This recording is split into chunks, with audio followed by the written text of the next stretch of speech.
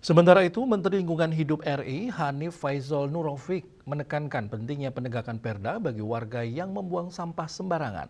Hal ini terkait banyaknya warga yang membuang dan membakar sampah sembarangan belakangan ini.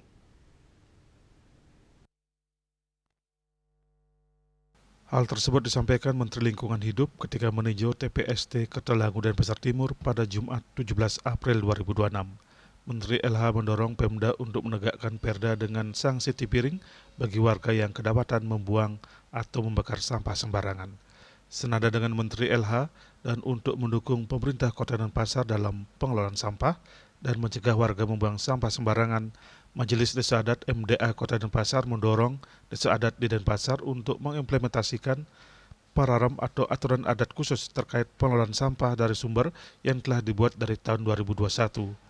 Menurut Juru Mangku Wisna, Ketua MDA Kota Denpasar, pararem pengelolaan sampah dari sumber telah disosialisasikan jauh-jauh hari, termasuk penanganan sampah upakara yang sebagian besar sampah organik. Dalam pararem tersebut juga telah disebutkan sampah upakara agar diselesaikan dari sumber bisa dibawa pulang, dicacah atau dibawa ke TPS 3R atau TPST. Terkait dengan sampah upakara seperti itu, justru kami dari sebelumnya sudah mengantisipasi satu, ke pura itu sekarang tidak boleh pakai tas kresek seperti itu satu.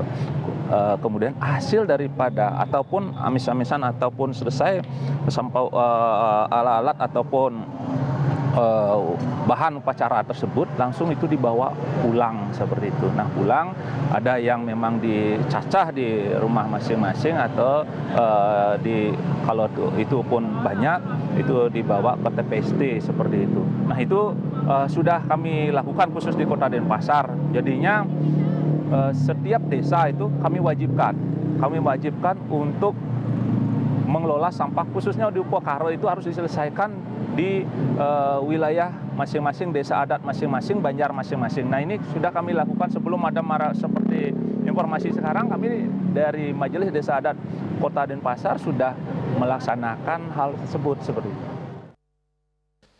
Dalam kunjungan tersebut, Menteri Lingkungan Hidup juga menyatakan kegembiraannya tingkat kesadaran warga Denpasar memilah sampah meningkat signifikan mencapai 60%.